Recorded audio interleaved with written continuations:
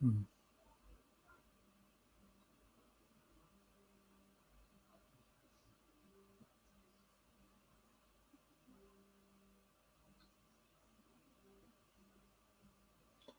Hello, everybody.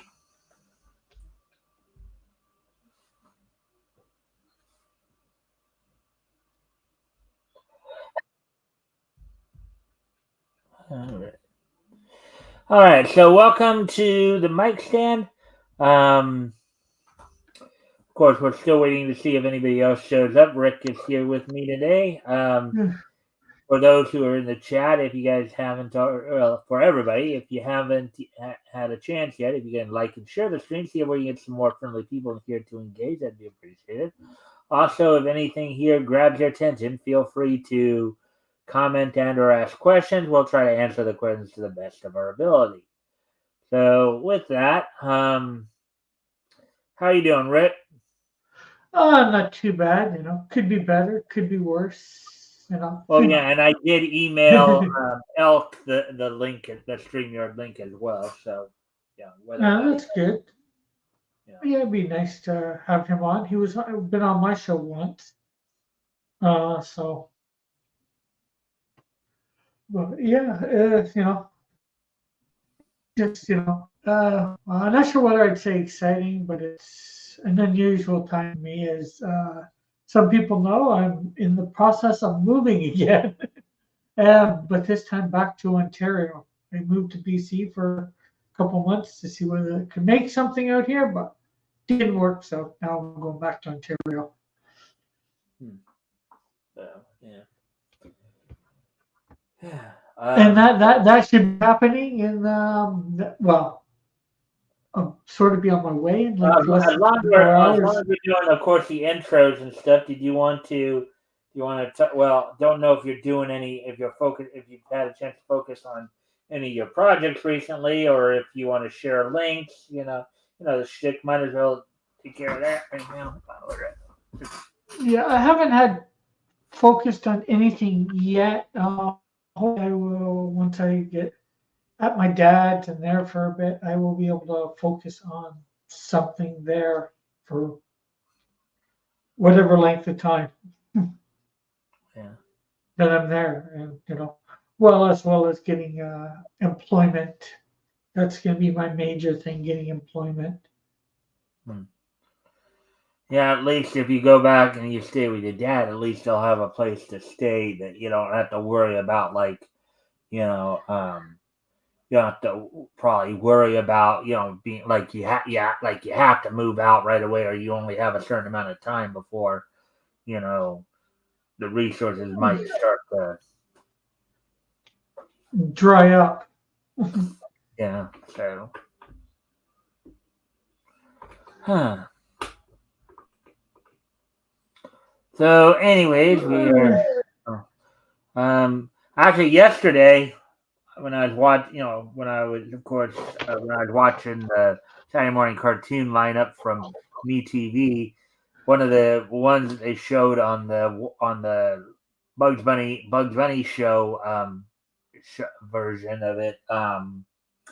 They showed actually an Easter special from 1980, Daffy Duck's egg, exciting eggtacular or something like that. Yeah, cool. Yeah, so it was I guess a special that was done back in 1980. They showed one of the Daffy's particular short in it, I guess.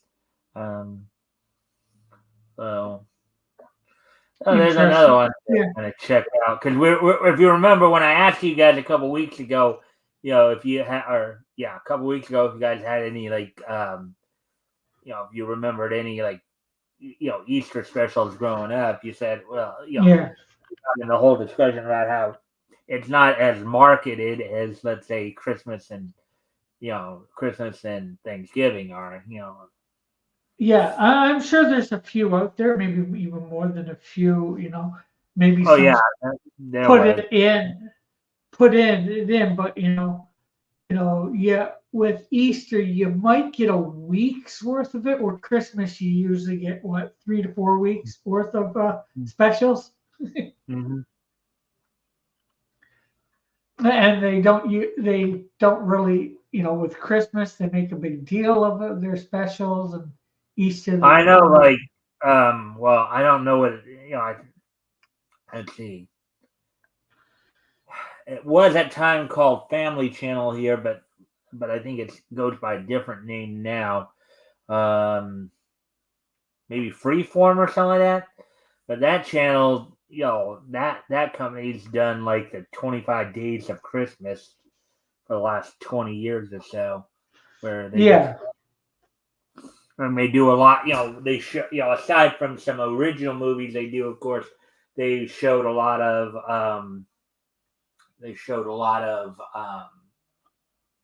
the Rankin Bass Christmas specials. So Yeah, those, yeah. So there's three holidays or special days, whatever you want to call it, that usually get a major, thing more than a week or two, and that's of course Christmas, as you were saying, Thanksgiving, and even Halloween gets a fair amount of specials too yeah, that you actually know about, and there's yeah. you can sort of remember them a little bit. Well, yeah. Halloween. There's a Especially number of Halloween specials. I think like it's the Great Pumpkin, Charlie Brown. Of course, Casper. I yeah. think he's got a couple of Halloween specials. Yeah, probably Ghostbusters, There's- and then of course although they're horror movies, there's the horror movies called Halloween. I'm not sure whether I consider those specials, but they're Halloween movies, shall we call Yeah. them?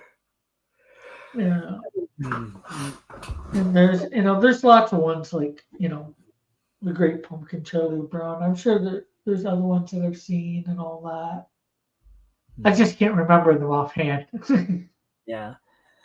I'm just hoping that I'm just hoping Tim will be here soon because I know he's going to want to talk about. He had some interesting comments on some of the stuff we talked about. You know that we read over Friday, particularly the eye. I see. Yeah. Well, you were here when we were reading that, weren't you? I did get in the chat near the beginning, and I kept it open. But I ended up going and watching some other stuff. I made sure you got the view too. The view and the length time and Yeah. all that. I know you'd rather. It's better, yeah, at least that, and maybe Mm-hmm. you know, but you'd rather us watching a little bit more. But sometimes, depending on whether the story's catching me or whatever, I may or may not stick around in the chat, but at least I figure the view time can always be good for you too. Yeah.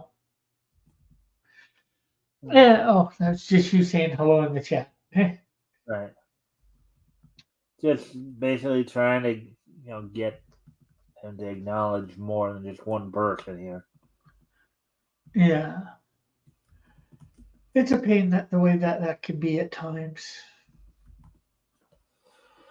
Yeah.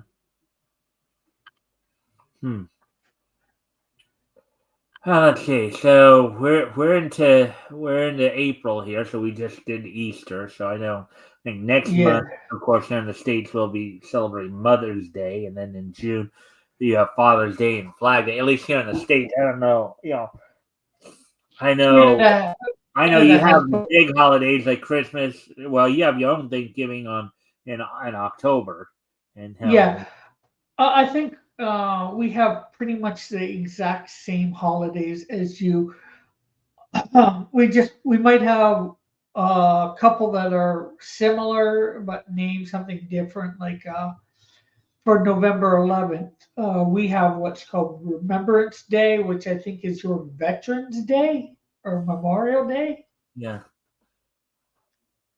And of yeah, course, we do not celebrate July 4th, your Independence Day, but a couple days before, on the 1st, we celebrate Canada's birthday on July 1st. yeah. So we have a lot of, all the major ones, like, well, I think we have the Or same. New And then Year's. I'm sure you have New Year's. You have Christmas. uh, You probably have e- Halloween. You yeah, know. Halloween, Easter, Labor Day. Mm. Not that that's a big one. Oh, One that we would have that, You have a Labor Day as well. yeah, I believe it falls the same day as yours in September, the first weekend in September. Hmm. Yeah, it's funny. We have a Veterans Day, we have a Memorial Day here in the States, and we have a Labor Day. So, yeah. Yeah, the one that we would have that you don't, that we have a holiday in May, that we call May, which is May. It's usually the weekend after May 24th, and it celebrates Queen Victoria's birthday from Oh, way back when. yeah. So we have, like I said, all of your major ones, and even a lot of your minor ones we might have, but under a different name. Like Yeah. Veterans and Remembrance Day. Remembrance Day is, of course, to remember all the soldiers that Yeah. gave their life in Do the. you guys have a Valentine's Day, and does it fall on the same date for you guys? Yes, we have Valentine's Day on the 14th of February as well. Hmm. Um, we have another day. Forget when it fall. I think it's February too. It's called Family Day. I sure. I guess to sell it, have take a day out with your family or whatever. It's in February as well. So Yeah. Well, I know in the spring, Japan has like they have Golden Week. They have yeah, this is Japan I'm talking about, of course. They actually have a Kids Day and a Girls Day in Japan. yeah, Of course, we if you've seen if you've seen enough animes, you know that they show all this stuff, and they have, of yeah, course, summer festivals and all that. So yeah, and then of course there's a lot of days, like there's Grandparents' Day here, but it's not quote unquote a holiday. There's a lot of things like that that's on the calendar that that they don't give you the day off or whatever, but technically it's a day, right?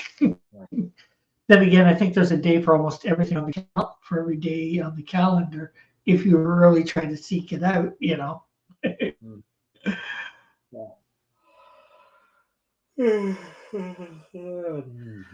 But yeah, the Canada and the States have most of the same major holidays, and like I said, there's a couple that we have that are probably similar. Like I was saying with Remembrance Day, that's when we celebrate Now, soldiers that gave their life since I know in various wars.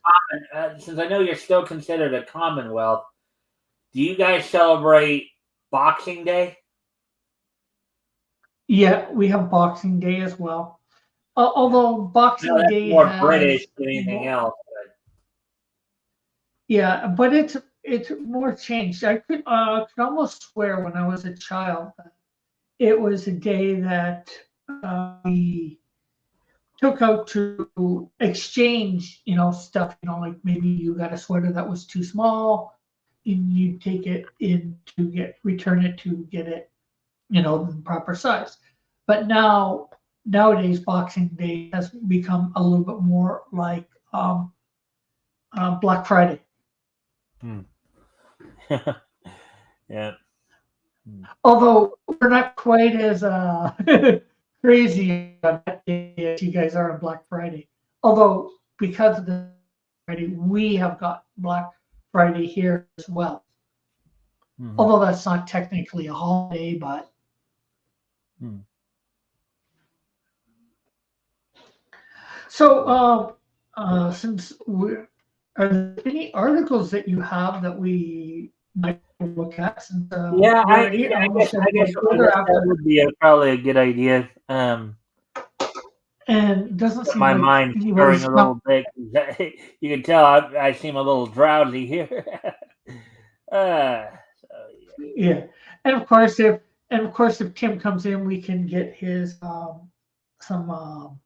talking points on Friday, unless of course you want to go over what you guys read and talk about any I'll more. wait a little longer to see if he comes in because I think I got some ideas. Um, all right, there's like a few articles here over on Bleeding Fool. Yeah. Oh, oh, oh.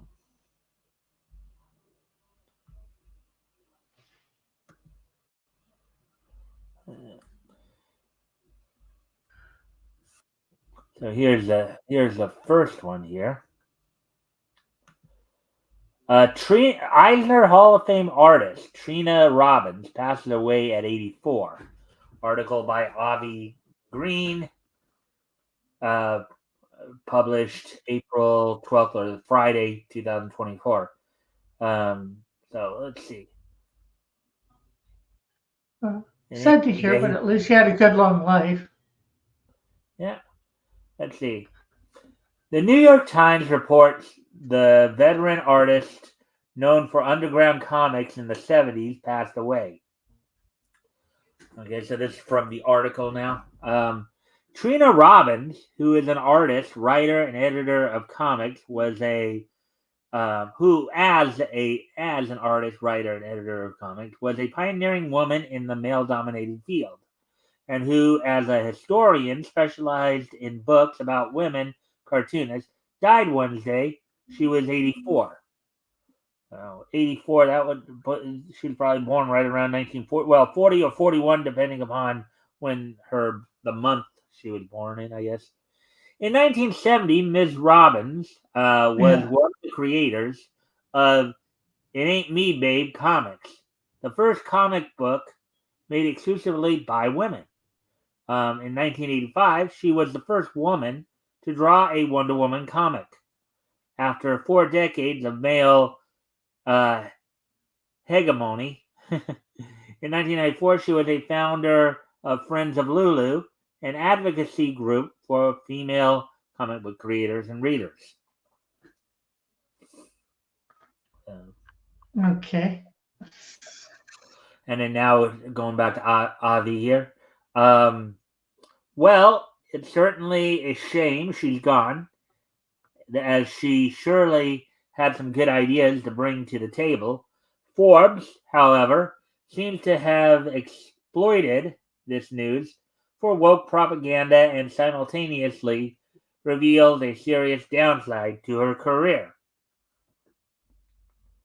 And this is back to the Forbes article now. Trina Robbins, a groundbreaking cartoonist who expanded the visibility of women in comics through her art, writing, scholarship, and advocacy over a career that spanned more than 6 decades, died today at age 85 following a stroke that left her hospitalized earlier this year.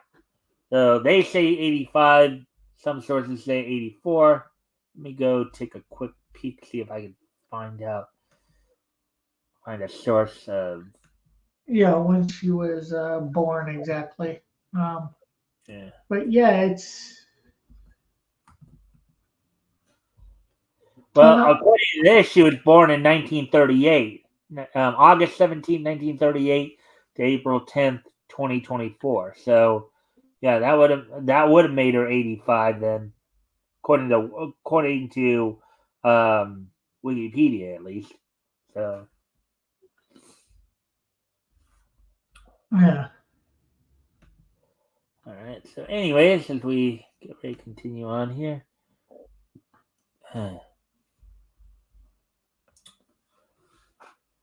Okay.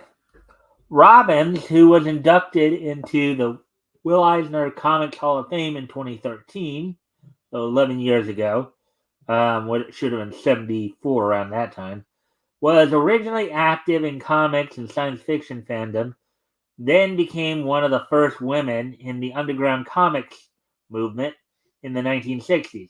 Her unapologetically feminist take on politics and pop culture stood out among peers like Robert Crumb and S. Clay Wilson, and the experience left her a lifelong critic of the quote unquote boys' club misogyny she perceived in such work. In 2017, Robbins collaborated with an assortment of contemporary cartoonists on a Minyan Yidin, a bunch of Jewish stuff, adapting some of the old folk tales told to her by her father, Max Perlman. She also found time to write books for children, translate romance manga, and contribute to various projects and fundraisers aligned with her interests. Most recently, Won't Back Down, an anthology to benefit Planned Parenthood. Okay, well, that's good right there. Well, that should that should tell you, should tell you her political leanings.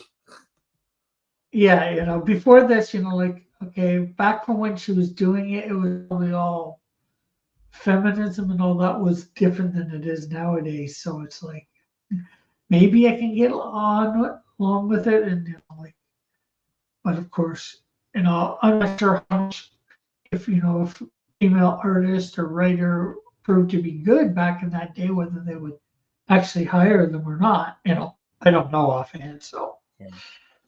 So now back to Avi here. Well, I can't understand how somebody who allegedly complained about misogyny had no issue with abortion, which doubtless led to the termination of many girls over the past decades. And her support for such a repellent business as Planned Parenthood is appalling, period. Just look what abortion did to China. For that matter, what kind of example was Robin setting there as a Jewess, um, or even a children's author?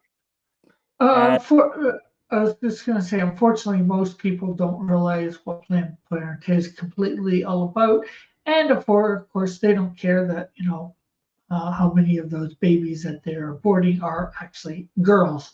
They don't see them as boys or girls. They just see them as fetuses. They don't care about the they sex or don't see them gender. as life. They don't see them as life. Period. Yeah, basically my point.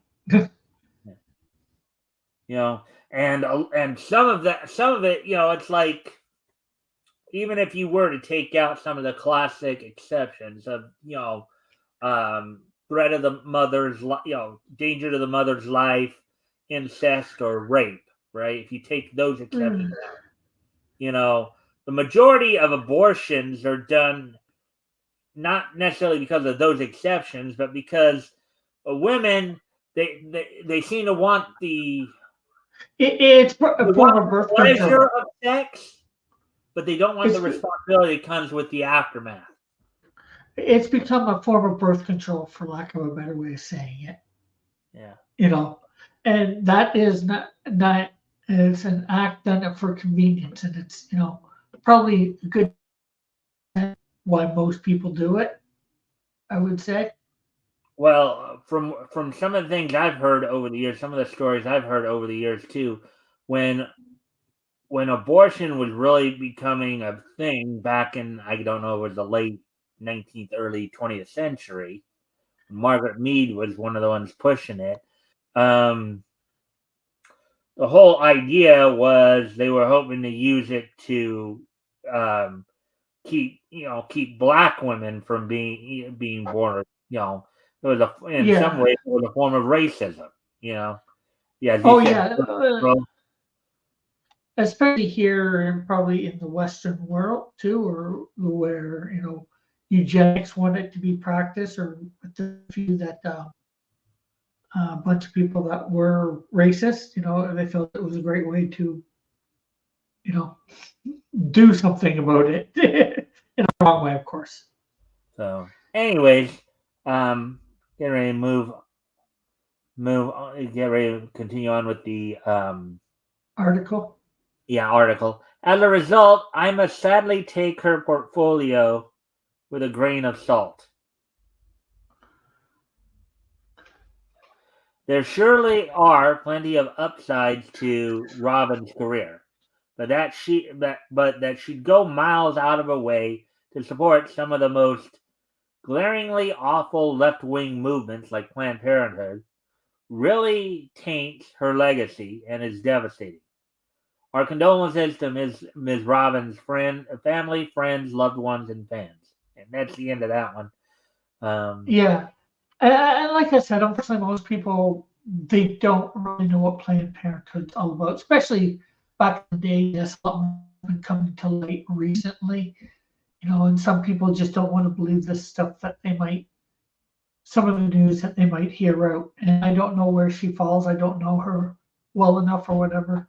I don't really want to judge her too harshly. mhm. Having not known her, it's out. Like they said, sad things passed away, and some of the things that she was into, it doesn't really surprise me. But it is what it is, and Well, it looks like we nothing I have. can I think say. we have another person in here just lurking.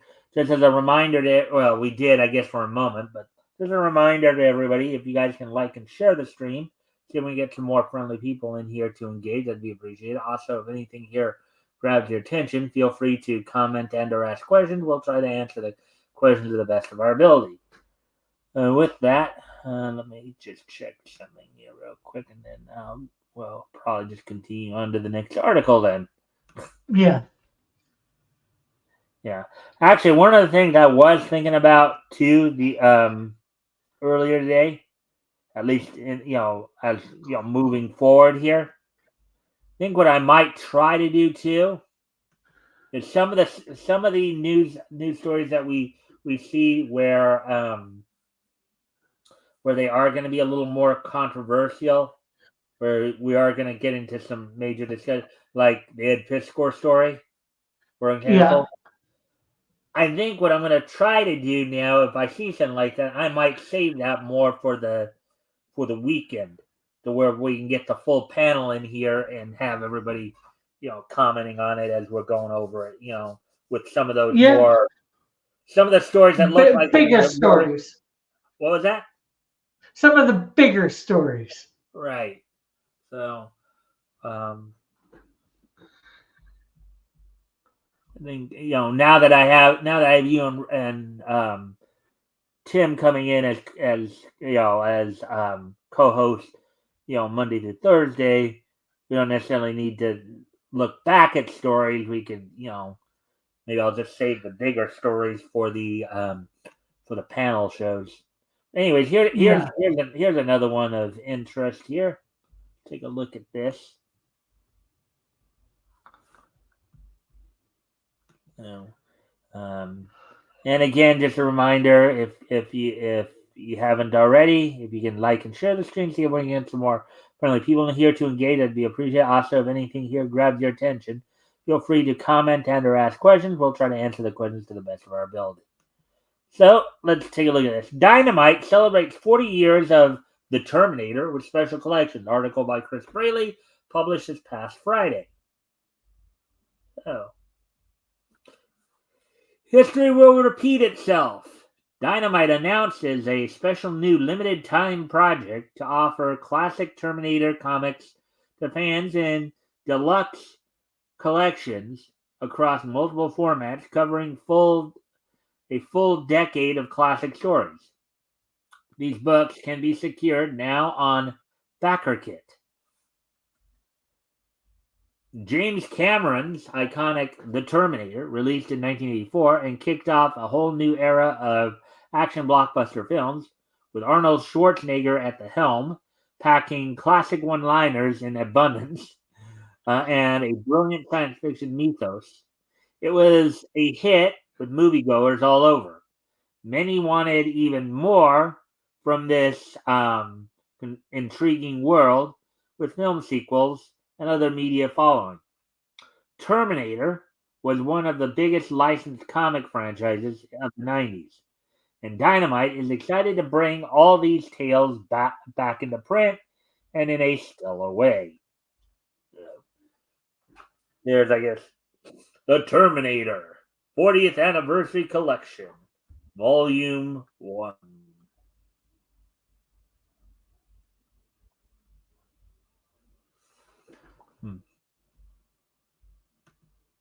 All right. We couldn't be prouder of this partnership done in collaboration with our agent creative licensing. The amazing storyline and wonderful artworks by Dynamite are the perfect way to kickstart the franchise's upcoming anniversary, says Valerie Rolandez Barrios, Studio Canal's senior VPIP licensing and partnerships. So Studio Canal, and saying the name, I'm guessing this is probably a Hispanic person. Hispanic? Possibly. I was just going to say, I wonder whether how much of it they'll have access to, because I don't think, and I could be wrong, that the Terminator comics were always done by Dynamite. I think there's been a few different companies do them over the years. I wonder whether they'll have access to any of those, and if so, which ones. Well, as I understand, I think Dynamite is a comic distributor over in Europe. I think Dynamite. I've seen some Okay, stuff. no, I'm sorry. Maybe it's not. Maybe I might be thinking Boom Studios actually. I think I'm thinking Boom Studios. But it's just a thought that I had. It may or may not get answered in this article. All right. Well, let's just wait and see. The Terminator 40th Anniversary Comic Celebration features 3 volumes collecting hard-to-find comics from the franchise, a historic first. The contents are being sequenced in chronological order this time for a truly unique presentation and reading experience.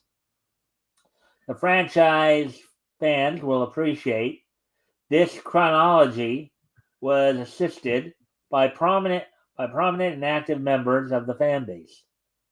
Each book is available. Oh, that's nice. Okay. Each book is available as a paperback or hardcover for the die-hard Skynet resistance fighters. An ultra deluxe edition of the set is available with a stunning faux metal texture and appearance on hardcovers. Signed options will also be available. And there's volume 2 right there.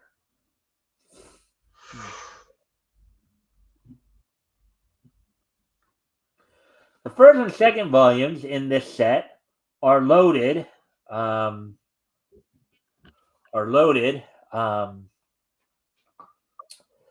with comics from top creators and major moments in the Terminator legacy. Across well over 700 pages, these books cover nearly the entire decade of the 1990s and include every Terminator story originally published by Dark Horse Comics in that era. So it was Dark Horse, which doesn't surprise me because I know Dark Horse did some, even though now they're known more for manga adaptations, where they'll make comic adaptations of like manga. But yeah, and I think I was thinking them, but that just goes to show that their Dynamite did not have them, and they're being allowed to produce them. I guess they've come to some arrangement with Dark Horse. Mm-hmm.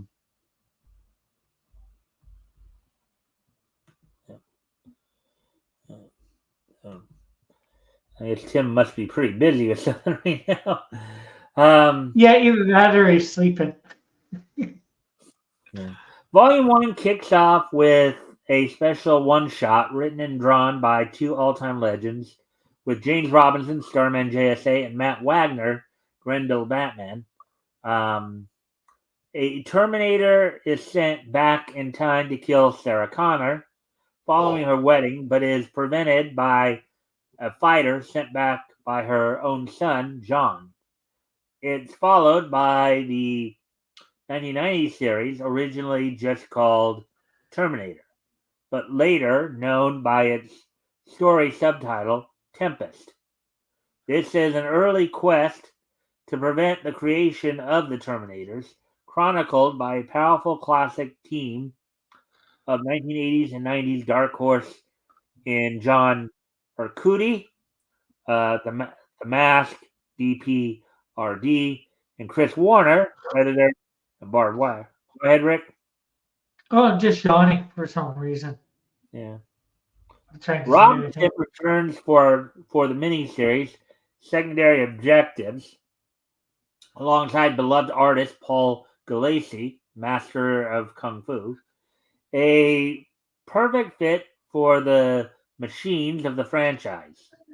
Then Ian Eddington and Vince Girano continue the ongoing narrative in The Enemy Within, plus gorgeous covers by Simon Bisley. There's the cover for Volume 3.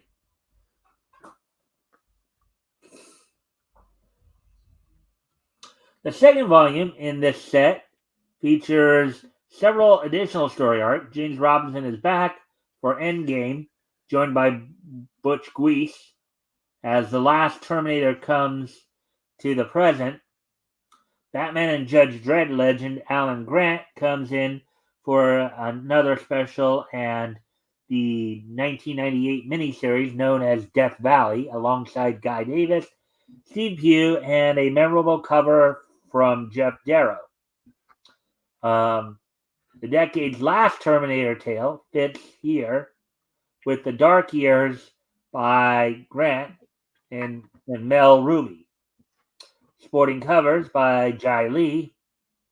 Then Hunters and Killers sports an all-star cast of contributors, including Adam Warren, Chris Warner, Torrin Smith, and Bill Jaska. Last, but certainly not least, is the rare Suicide Run story from Dark Horse Presents number 138 by Grant and the unique stylings of Frank Terran. All right, so anyways, let's see now. The last book in the set compiles one of the most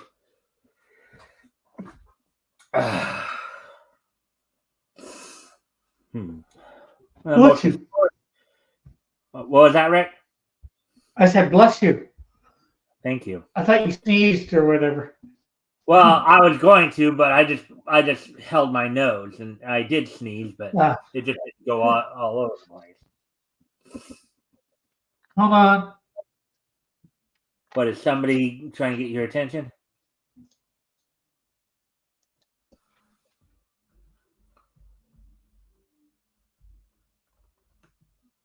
I guess Rick had to step away for a moment. Anyways, we continue on with the article here. Let's see. Terminator stories ever. Let's see. Last book in the set compiles one of the most historic and heralded Terminator stories ever. The 5-issue The Burning Earth was originally published in 1990 by Now Comics. Ron Fortier writes this saga of John Connor's war in the future and key lore behind the Terminators.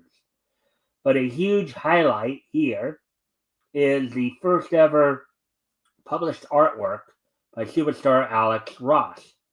The Kingdom Come, Marvel's, and Fantastic Four Full Circle creators' stunning painted interior artwork starts here. Let's see. Fans can experience the early stages of this of his already impressive style and a major breakout in the art of painted comic books. Fans can get a complete set together in their preferred form for a great combo deal, and make sure their copies are in the first batch after the backer kit campaign closes. Dynamite will have even more exciting updates and peeks inside the book on the project's last page, social media, comics press, and beyond. All right, so it looks like we're done there. Okay. Let's see. And we got, well, no, we're at 40 minutes in. Yeah. Everything all right, Rick? Yeah, just my landlord coming to the doors, wanting the keys, before tomorrow, just so he can, I guess, give them to the new person that he's renting to. All right. Yeah, all right. I just didn't want to get into it. Just him coming, it's not like I wasn't going to give him the keys. Yeah. Well, sometimes better get the stuff out of the way than put it off, right? All right. So, anyways, we got through 2 stories. 41. Actually, I do need to step away for a moment, Rick. So, if you want to talk to everybody or talk to whoever's in the chat while I'm gone, Yeah. I'll be right back. Well, hello to whoever may or may not be here. It's good having you all here. What can we say? I don't know what we can say.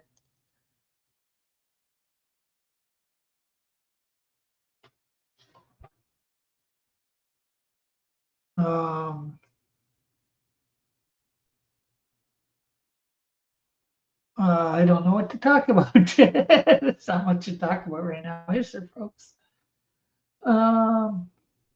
Hopefully somebody comes by. Let's see. Let's check. See if there's anything going on Twitter. Not that I'm gonna read anything, but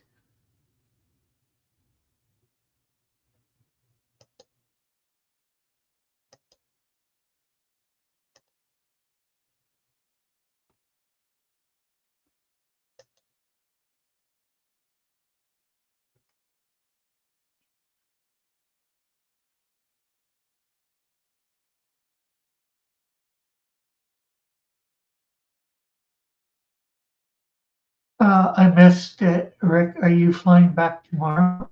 Yes, I am. 10:30 tomorrow night. I fly back. Well, this time, Pacific Standard. I'll be leaving somewhere, although it's going to take about 3 hours to get to the airport, and then you got to go through all the rigmarole, getting ticket and all that. So I'm leaving here between 12:30 and 1 tomorrow afternoon.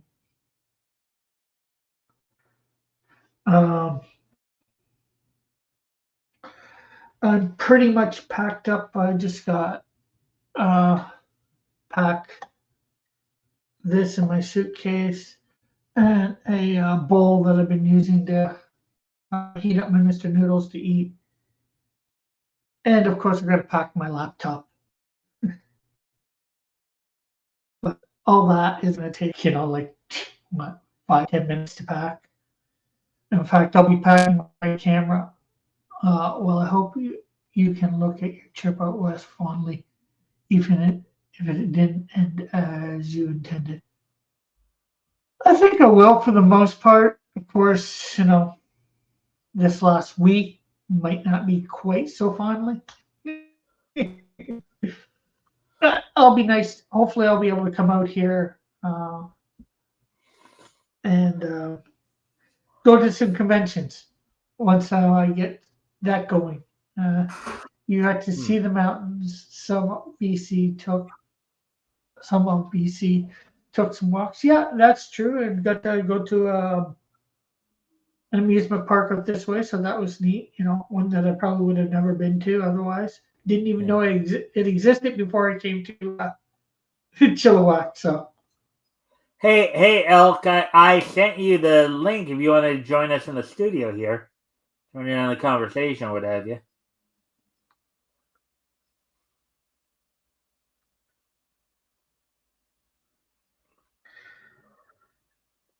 And I know my landlord is not a representation of what the people of BC. And Alex says, "Oh, okay, just a sec."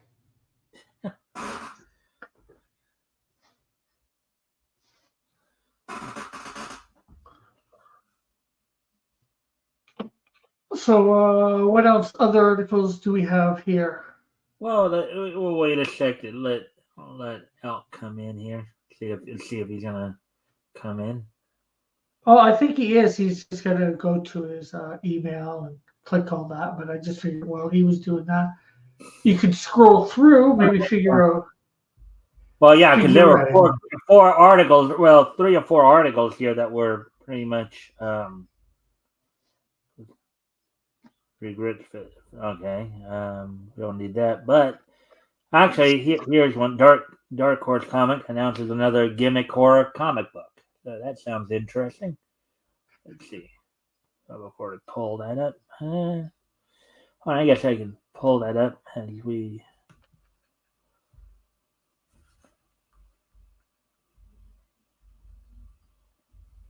All right.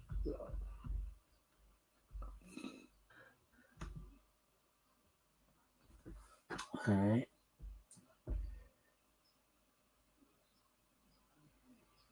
I'm just waiting to see if he comes in or not. Yeah, I figured. Well, I guess he's starting, and when he gets in here, I'm sure we'll hear him. Oh wait, no, we won't because I won't know unless I'm looking at it to see if he's in the back room or not. I'll have to check back. But anyways, I guess we'll just get going. Well, you know what? Well, Elk, if you can hear me when you get here, just type something in the private chat, and I will let Dark Horse know if you can hear me. Dark Horse. Oh, there he is. Hey, Elk. Hello, hello. Can you hear me? Is my mic working? Yeah, you're on now.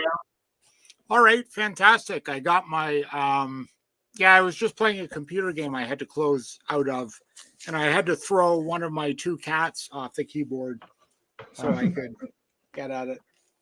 Well, yeah, you know you know that you can open multiple windows to where you can also keep up on the the viewer side of it as well.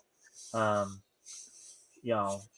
like one of the things I do is I have another window up that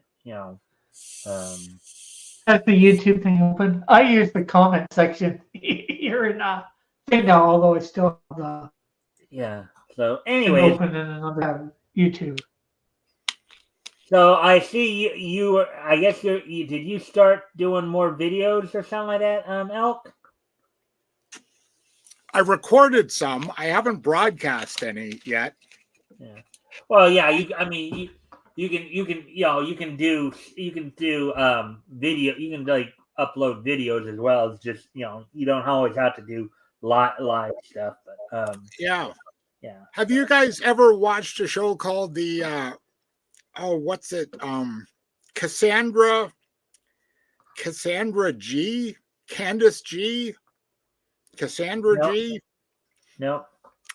It's this middle-aged Black woman who runs a dating show mainly for Black people, but for like anyone who wants to watch it, basically. And if you ever think that, North America as a civilization is going to survive for another 100 years, just watch the Kendra G show, and you will be disabused of that notion, because people, mainly middle-aged people like me and like us, call in and talk about their dating desires, and it is just horrific when one reflects upon it. It is so funny unintentionally. But it is just, civilization's over, basically. It's just a matter of, letting the corpse rot a little. It's already dead. It's just got to have its eyeballs eaten out by its cat and rot away. Okay, why does middle-aged people looking to date, why is that the end of civilization?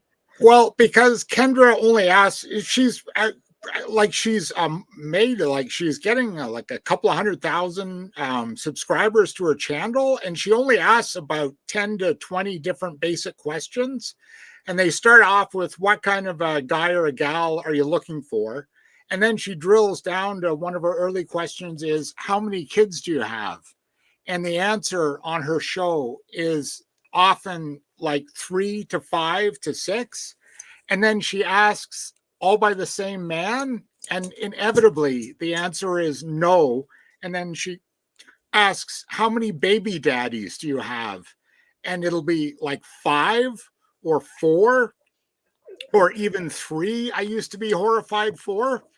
And then she asks I guess the whole idea of monogamy is it's gone, man. It's like the family structure, the building block of like human society when we like crawled out of the forest and entered the plains. The idea of having a like some sort of nuclear family is absolutely blasted to smithereens. And she just asked like why didn't you, or how many times have you been married? And most of the time it's none, but sometimes it's like 1, and they'll say, how many baby daddies do you have? Oh, like 4. I married one of them. And why didn't you marry your last, like how long ago did you have your last child? And quite often it's like 12 months ago or 6 months ago. And then she asks, her question is, in that case, why aren't you married to the father? And the answer is, we just didn't work out. Or they don't really answer that with any sort of honesty. It's just, he's a liar. Oh, and then they ask, what kind of man do you want? After the baby daddy horror story of like 5 different illegitimate kids from 3 different fathers. And then they ask, like, what are your deal breakers or whatever? And they say like liars and cheaters. And that's inevitably it, just implying that either they or the baby daddies have lied and cheated. Oh, and then even more hilariously, she asks, how much money does a potential mate have to make? And the answer is almost all of the time, $100,000 a year. And then Kendra just shoots them down so well. She just says, so in the past, have you dated any men that make $100,000 a year? And you can just see the lie, like their face goes whites over or blushes over. And they say, yeah. And then she goes, how long ago was this? And it was like, 11 years, or, these 40-year-old women, it's like 22 years ago. And then she asked, well, why aren't you with that guy? And inevitably it's like a version of, well, he just wouldn't marry me because I wasn't good enough. But they don't put it that way. It's just, it's unintentionally so funny. And it's like if the family is the building block of civilization, the family's gone, man. Like it's absolutely gone in a blaze of divorce. Well, I mean, if you think, we were, in a way, we were kind of touching on a particular subject earlier a little bit. Not again that we're trying to get too much into politics or anything like that. We do have obviously ideological discussions on here, but like, one of the articles we were talking about earlier today was somebody who was a pioneer in the underground comic scene of the 60s passed away, Trina Robbins. And Avi was pointing out that she is somebody who well, actually, the Forbes article that wrote about her said that she was, somebody that did some stuff, some comics or whatever for Planned Parenthood or whatever, and some other stuff, and then Avi said, I think a little bit of stuff towards that, and then we had our comments, of course. I have completely mixed feelings about Planned Parenthood. I guess I have expressed political views. So I think on the internet, you're supposed to be consistent with them and never change them and never admit any nuance. You're just supposed to boom, boom, come down on one side or another. But Planned Parenthood, I keep going backwards and forwards on. I mean, it literally was a racial hygiene organization started by a white woman who wanted to eliminate black babies, as many black babies. It's kind of funny. I touched upon that when we were talking about that. Yeah. But on the other hand, it was Margaret Mead, I believe, who was the Margaret Singer, I think her name was. Singer. Okay, Margaret. Yeah.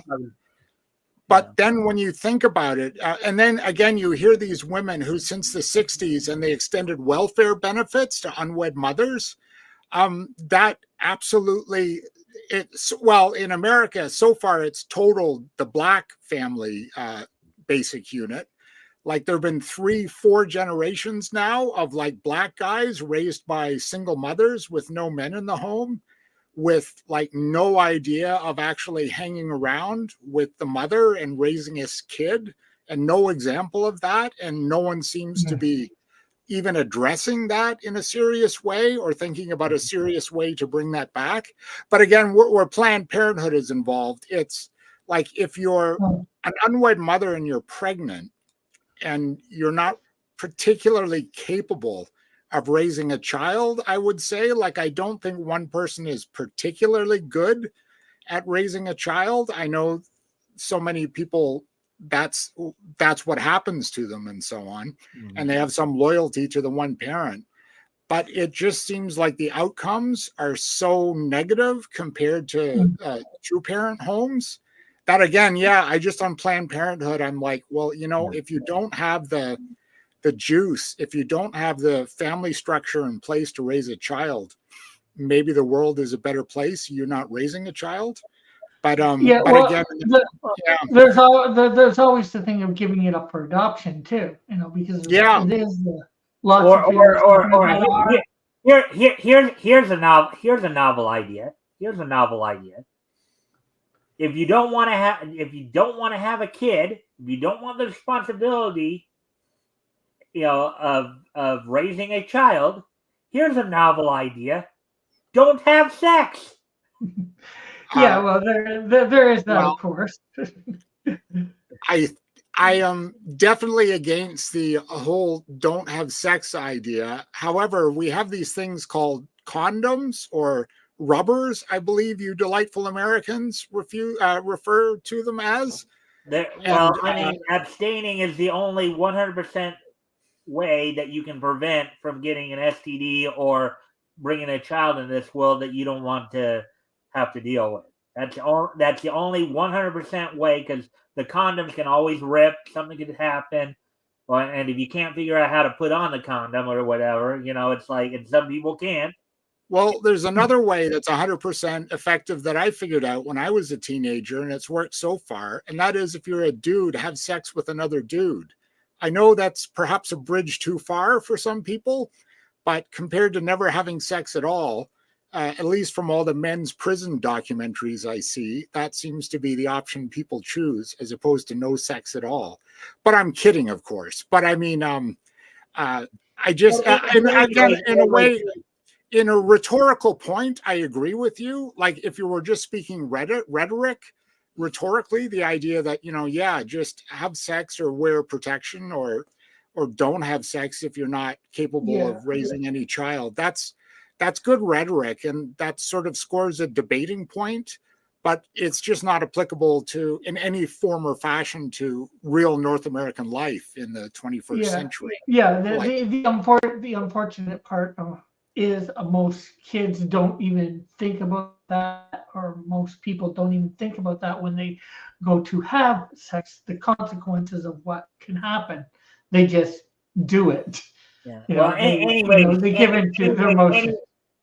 Anyways, as much as I do like having an open mic panel, I prefer to have the focus more on more positive stuff, not as much political. You know, I get that there are ideological stances in comics and stuff like that, but I agree. Let's go where the comics take us. Sorry for that. I was just spent my day. I know, and I'm part of the blame because I'm the one who kind of went down that path. But I should have reined it in a little sooner. But anyways, let's look at this next article here. Dark Horse Comics announces another gimmick horror comic book. Article by Avi Green published today. So Avi saying, Deadline announced the writer Gerard Way is launching yet another horror comic on the market. This one titled Paranoid Gardens. And this, I guess, is from the Deadline article here. So, My Chemical Romances, Gerard Way, creator of comic The Umbrella Academy, is teaming with Dark Horse Comics to launch horror comic Paranoid Comics in July. Way is back working with his co-writer, Sean Simon. Chris Weston, known for his work in comics at Vertigo and DC, as well as his work in concept art, storyboards, and costume concept art for movies such as Star Wars, The Last Jedi, is illustrating the series with artist Motohiro Hayakawa, providing cover art. I'd say that doesn't bode well with him being put to that project, but he was just like a concept art. Can't blame him for the story, right? Yeah. Providing cover art for the first issue. Dark Horse Comics describes the new comic as, quote, Derek meets Doctor Who in 6 psychotic episodes, unquote. So, quote, along with his equally radical writing partner, Sean Simon, we've created a wild and psychedelic tale that combines Kafkaesque nightmares with sweet Silver Age reveries, unquote. Weston continued, quote, within the pages of Paranoid Gardens, you'll find a curious care home peopled with aliens, ghosts, and caped heroes recovering from psychotic episodes. The very ground it's built on is febrile and fertile and lusted after by the minions of Manman. It's the perfect remedy for all those stricken with superhero fatigue and needing a fix of something a bit more mind-bending and unpredictable, unquote. So okay. Now back to Avi here. Go ahead, Rick. I was just saying, if I knew what the heck he was talking about with all that stuff, I might be interested. Yeah.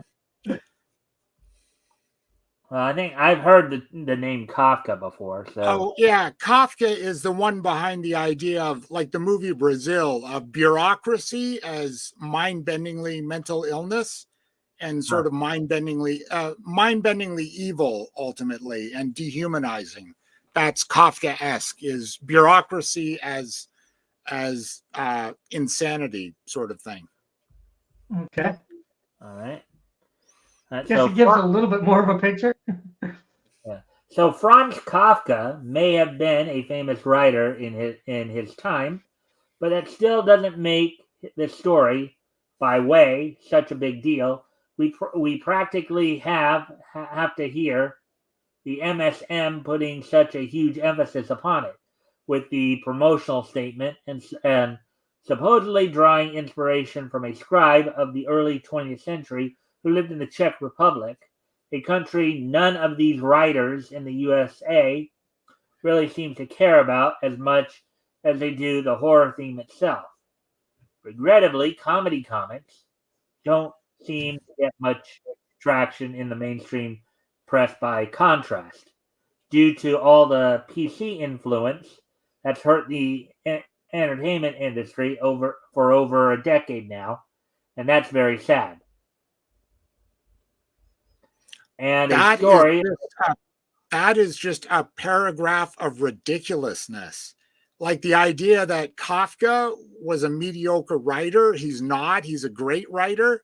That it's about the Czech Republic, a country Americans don't care about, who cares about that? He's a great writer with great themes. And the Czech is known for its literary scene, even though I regrettably can't pull. I don't. Okay, a couple things to answer that. One, you got to remember, I think that's maybe his opinion of who Kafka is. So you take that with a grain of salt. As to whether or not, him painting him as insignificant, I don't think he was painting him as insignificant. I think the point being is that unless you've read Kafka's work, like obviously it sounds like you're a Kafka fan from what I've taken it. Yeah. Right? Yeah. There have been movies with Kafkaesque themes. Lots of movies. Brazil, the Monty Python, or not Monty Python, but one of the Michael Palin, I think. Naked Lunch, that crazed sort of Hunter S. Thomas-esque thing about the guy who goes to a bureaucracy to apply for his papers, and he turns into a literal insect. That's directly like a Kafkaesque theme. Well, again, just to the point, unless you've done some study on it, unless you've looked back through his work and stuff like that, which most people won't, unless you're into that genre and into that writing style, from what I guess Avi pointed out here, he lived in the early 20th century. So unless you do a study on that, people aren't going to necessarily care too much about it, And well, the thing I would say too, it doesn't matter whether it's his type of story or something similar to it. It depends on whether this story by whoever's writing it is written well or not. I doubt Avi's seen the story. They're just trying to get you interested by what they're telling.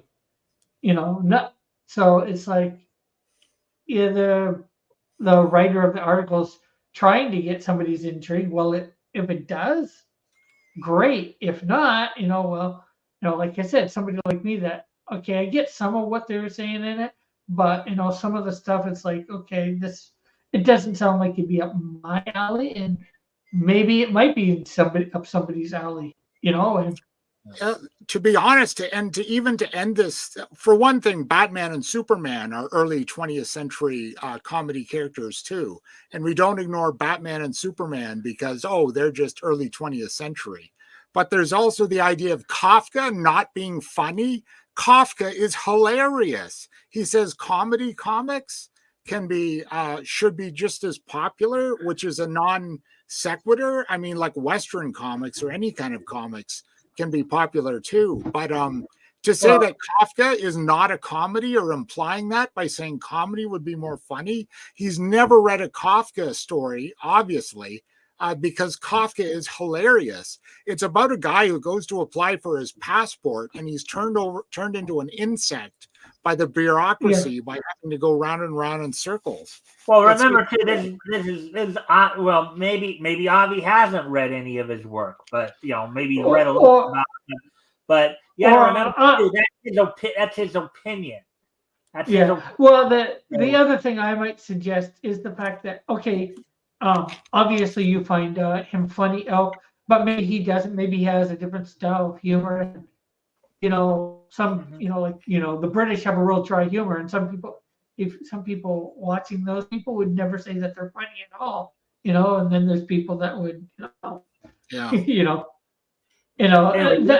comedy is a very nuance or whatever, subjective, I guess.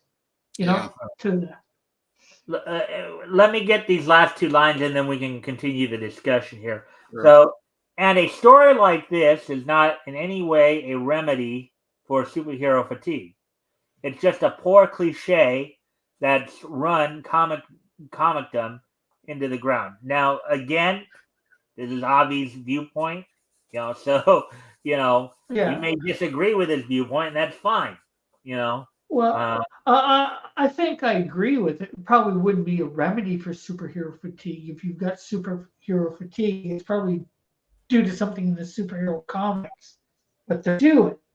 If that's your genre, suddenly reading another genre of comics isn't going to necessarily help you get out of that fatigue. Yeah. And there's all different types of comics too. They're not just for Yeah, Chuck Dixon and talks. maybe they're not all for me. Chuck Dixon talks about that. He says back when he started writing comics that superheroes weren't even the most popular genre. I think he said westerns, which almost no longer exist, were the most popular genre. And there's like a real life detective, or what would you call sort of non-magical, non-superhero detective stories or true crime stories, I guess. And then there was romance comics and all sorts of and then there was comics and all sorts of stuff. And well, yeah, I've seen that. I've seen that too through my studies of the golden age and leading into the silver age as well. And you've been around enough to where you can tell there's a lot more variety in the golden age than granted, maybe sometimes some of the lettering and some of the editing are a little sus, but and then of course there's slice of life and comedy, like Archie, as well, like that's half how I got in. That's how I half got into comics, But my mom got me some Archie comics, Christian Archie, and then I started reading the regular Archie. Although I was into watching superhero stuff on TV, like Super Friends and all that, and the Spider-Man. I think Rick may have heard 60s. Before, because I may have told you, and I don't know, Elk, if you were ever around when I mentioned this, but I actually got more into the comic scene more later in life because my interest growing up, I watched Super Friends was probably my favorite cartoon growing up. So I obviously wanted to learn more about the the mainstream comic universe of DC, so I looked more into it. And how the Friday show evolved was just the idea of the idea of wanting to take people into the whatever comic world that they wanted to go to. Like for me it's DC. For some people it might be some of the other ones. Yeah, no, I love the Friday shows with their variety. There are a lot of misses, I have to admit, just because they're serialized comics and they were obviously just thrown together on the back of an envelope, like most of the writing. There were not like high standards set. It was, you can just tell by the quality of the writing. The art's pretty good. I mean, the art was fairly realistic style, and the visual storytelling. I think you could see the artists were like craftsmen, at least, if not, great artists, great craftsmen. But the writing does suffer, in my opinion, in most cases, not all, but most of the writing is not good. Yeah, and the art was what it was for its time. It's not like stuff today that you would see in comics. Obviously, most comics. Although in some way we've come back to some of it. Like. It's not quite the same, but Steven Universe style or whatever. Yeah. Well, like when Tim and I were reading on Friday, the one feature that we talked quite a bit about was the eye. Because Tim had a similar issue about the eye that Rick you do with Namor, right? The eye didn't, even though he was being pushed as a hero, didn't seem to act so heroically. The eye was this big giant eyeball that was basically omnipotent, and the I guess the premise of his story was he would try to get everyday people to follow what their belief of justice was, and when need be he'd step in to like perform miracles, like for example like what happened in the story we read the other day where he suspended the plane in midair and suspended the parachuters in midair until the farmer that he talked to, the old farmer that he talked to, could reach him. And and I know Tim particularly was a bit more in disbelief that the eye found incredible pleasure in basically watching the horror on the bad guys' faces as they were about to be killed. So Yeah, that's a little dark. yeah. Yeah, you were here when we were reading that, right, Elk? I was there for a part of it. I admit I start watching, then I go eat a sandwich, then I come back and catch the end. I have to admit I do that reasonably often. With it's just the time. It's more the time of the broadcast. I just get hungry when I sit down to watch your show. Well, But, okay. You're what? Are you up where you're at? Are you in the mountain time zone? Yeah, 2 hours. You're 2 hours ahead. So you start at 9, right? Oh wait, all right. No, 9 Eastern time. no, Right. he Mike is in Pacific time. Oh, Same. okay. So you start at 6 then, do you? 6 my time. Well, Yeah. most of the week, 6 my time. If depending upon where you're, let's see, you're what? Aren't you in Alberta? Yeah, I'm an hour behind you. So You're it an hour starts ahead, at actually. 7. You're Yeah, an hour I'm an ahead. hour ahead. So it's 7 o'clock when you start, and I usually eat around 7 o'clock. That's my lifetime habit. So Yeah. Well, if you're just making yourself a sandwich, you could always grab the sandwich beforehand and yeah, yeah, and then eat your make the sandwich before yeah, and then eat as you're watching. yeah. No, and I catch a lot of them. I don't eat a sandwich every time, just sometimes. And again, I do love the old cereals. Like you manage to bang off usually about 5 or 6 of them. And Well, that's a little bit good. Usually about 3 or 4 of them, 5 at the yeah, most, depending upon. yeah, But then there's also like, well, because obviously I want to, even though my focus is obviously on the superhero and the superhero lore, I do understand the mixing up and and just kind of trying to get a good mix in there of stories, and comparing and contrasting and obviously looking back to like certain aspects like word usage, for example. Like whenever I see a word that doesn't get used as much nowadays that was used back then, I'll usually will stop and ask the person, well, okay, what do you think the word means in this context? And then, just as a kind of a fun little thing to do, looking at those little idiots, and also looking at some of the like cultural aspects, comparing like what they thought was considered appropriate behavior or good behavior back then compared to now, because you've heard me say a number of times, oh boy, the SJW have a fit at this, right? You've heard me say that before a few times. Even some of the blacklisted comics. I guess the blacklisting didn't, at least the form that stuck, didn't come along till the 50s. But they do refer back earlier to comics in the 40s when they did have the congressional hearings on the blacklist. And some of those comics were like everybody goes poo-poo, silly people in the 50s. They didn't know what they were talking about.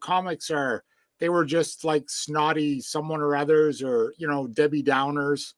But if you actually read the congressional, a history of the congressional record, and you read the comics that were provided as specific to examples to Congress, they were dark, man. They were really dark, and there's no way I'd let my kid. A lot of what brought about those congressional hearings, a lot of that was based on Frederick Worthen's work. Frederick Worthen was the psychiatrist who wrote Lost Innocence The Seduction of Innocence that came out in 1954. His work started in 1948. Another kind of ironic twist in all this too. Of course, one of the comics that he criticized, was of a colleague. Well, I don't know if they worked directly together, but William Moulton Marston's Wonder Woman. He was also a psychiatrist.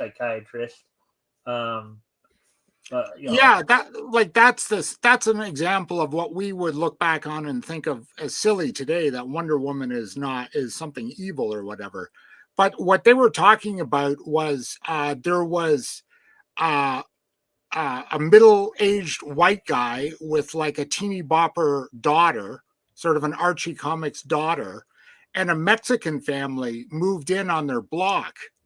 And the white guy goes along to his neighbors and says, let's get a posse together and chase this Mexican family out of our block. And the neighbors are like, yeah, nah, I'm not really into it. I don't like it, but I'm not going to do anything like that. And then this just makes the father more angry. And I think the daughter says, oh, I'm going to go have lunch with Juan or something, or Juan's gonna, and I walked home from school today or something. So then the father goes out and he says, Juan raped my daughter. Let's go lynch him. And then they dress up in Ku Klux Klan like pillowcases over their heads. And they go to the guy's house and beat him up. And his family runs away from the neighborhood. I mean, that's not some silly little, that's not Wonder Woman, who he just didn't like because of Wonder Woman, like gay, because the writer on him was bisexual with 2 wives. Like that, I mean, I guess it's just a matter of your standards. Maybe some people are. Yeah. Well, I think the big thing about Marston and his whole thing is that he was basically into BDSM, and he was incorporating that into the comic. And he had a lot of parents who were complaining to their representatives that, hey, we don't want our kids exposed to this. This is, But I mean, how many people, and the true crime comics too were incredibly lurid. I mean, they were like descriptions of real murders. From New York papers. And we talked about that because we've actually gone over like the Wikipedia article before on all that, on the Comics Code Authority, and how the even though superheroes got targeted, the bigger targets were more, as you put it, true crime and the horror comics. Because of the violence and the gore and all that. Yeah. And again, I mean, as an adult, I really am pretty laissez-faire. Like basically, as an adult, pretty much, whatever you want to read. But as a parent, and with comics being marketed to children, or at least, I'm not sure if they even were back then, but to have mixed into that medium, like Archie comics and the Phantom and like the Mask, like true crime comics that are pretty much marketed to children or young teens, and to have mixed in with the kind of horror comics and the kind of true crime comics that they were mixing in was, as a parent, I would flip if I found that, on my newsstand. It's just a mixing of 2 different audiences. That you have to remember too, a lot of those earlier anthologies from the late 30s, when comics was getting started, again, it would, granted, we're getting to the point now where they're really starting to really kind of, they see the superhero boom is starting to really pick up, so you're seeing more superhero. But earlier on there, they had, a lot of those anthologies were hodgepodge anthologies, and you had a mix of all kinds of stuff in it. And of course, the reason that some of that stuff took off, like the crime and all that sort of stuff, is because the superhero genre dipped a lot. They weren't getting the sales, after a while. So they went with what the sales were, So what do you do? And the thing is that maybe that what they should have done back then, of course, which they didn't do, is have a rating system on them like you would have movies.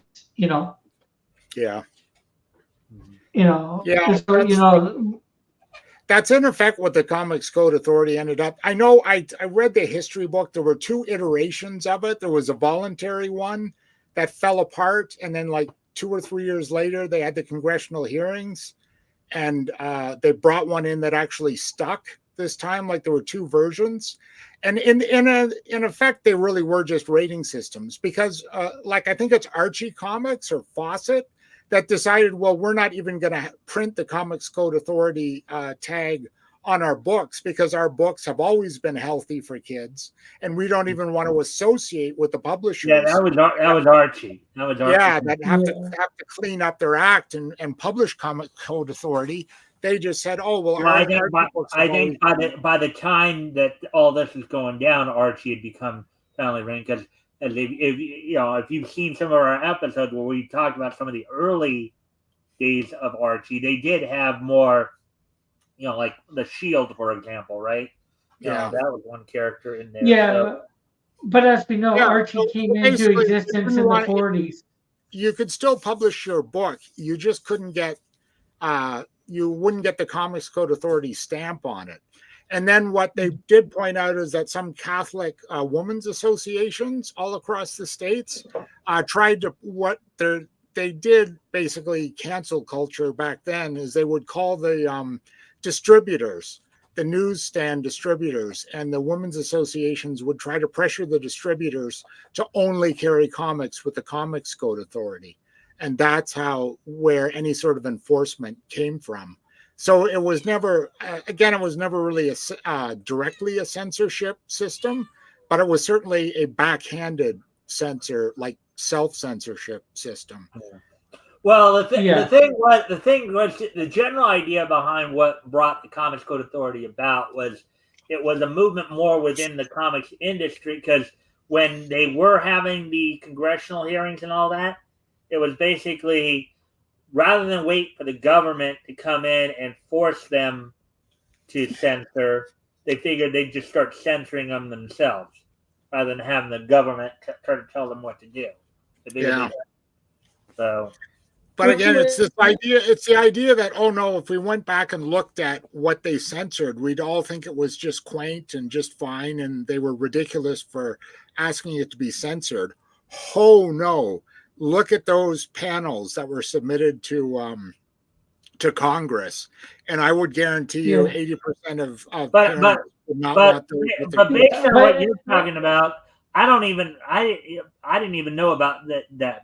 Now, granted, most of the stuff I've read is primarily DC, because that's, I was doing DC for myself before I even decided to do the historical. The reason with the historical comic retrospect, I started doing all the other comics as well, because I realized not everybody may have been a big fan of DC. Some people like Marvel, some people like Archie, some people like Hillman, whatever, so, granted, obviously it would take too long to read every single feature and every single comic, but that's not even really the point. I mean, if you want to go back and read those, you can obviously do yourself. The idea is to give people a sample of what they were doing and see how things were back then and what the culture was like back then compared to now. Unfortunately, with what Elk's describing, they didn't give them a full sample of all comics. They just gave them the worst of the worst, it seemed. Right. Instead of, they did. Yeah, that was the idea. But you can't actually, if you go to, I can't remember the book's name. It's in my Kindle somewhere. But if you just go to Amazon.com and Google Comics Code Authority, I think there's only 2 or 3 history books pop up.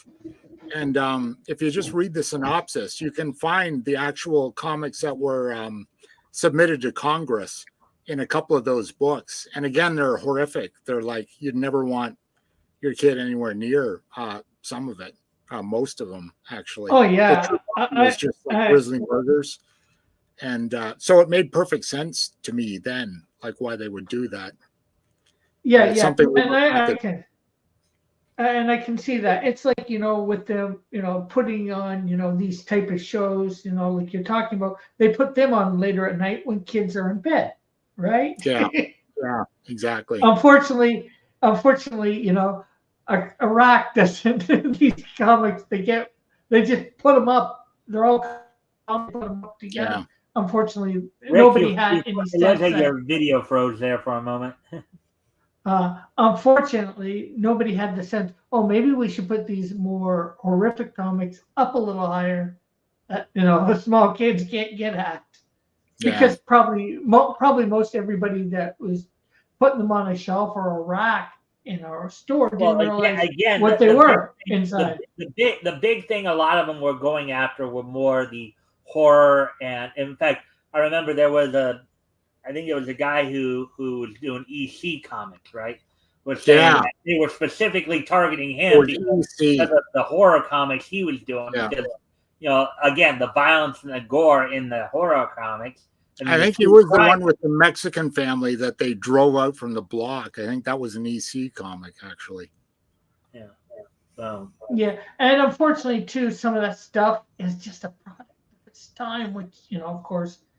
Although, with that story, it actually reminds me of an episode of, not quite as in depth or as bad, but an episode of Family Ties, where a black family moves into the neighborhood, and they're trying to get them to move out because it's going to lower the property tax.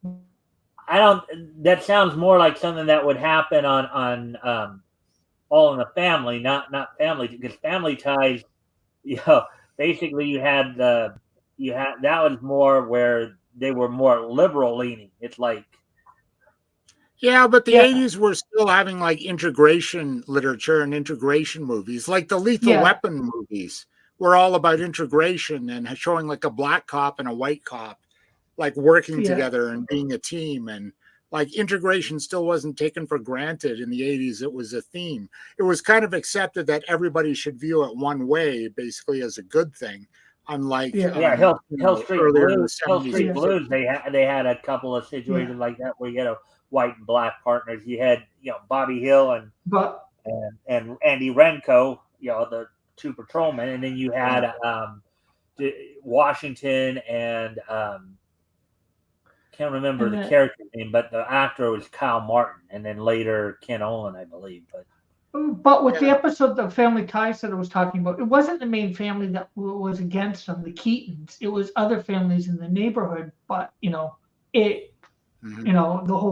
whole thing, they got involved in it somehow, and I think in favor of the family living there. And it's like telling that Alex is like, it makes financial sense for them to be here. Your property value isn't going to go down; it's going to go up. Because the diversity in the neighborhood. 80s integration stories were optimistic, unlike now. Like now they've become pessimistic. Like we'd write an integration story about like just like you said, like a black family moving into the Keatons neighborhood, and it would just be assumed that the Keatons, being quote unquote middle class good people, would be for it and pro integration. And that in the end, everything would work out happily ever after and integration would succeed. And it's the same with Lethal Weapon, except the cops are like crazy.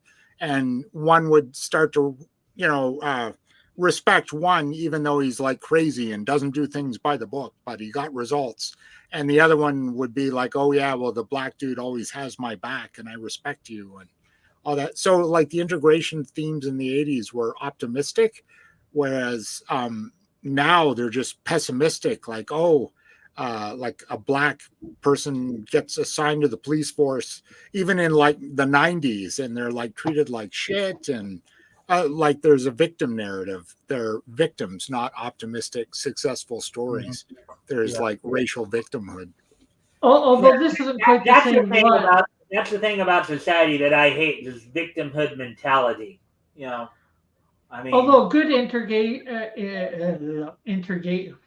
the word that you use is NCIS Los Angeles, because one of the main guys in that is a black guy, and they have, and the two top guys are like a white guy and a black guy. They work good together. There's like no using.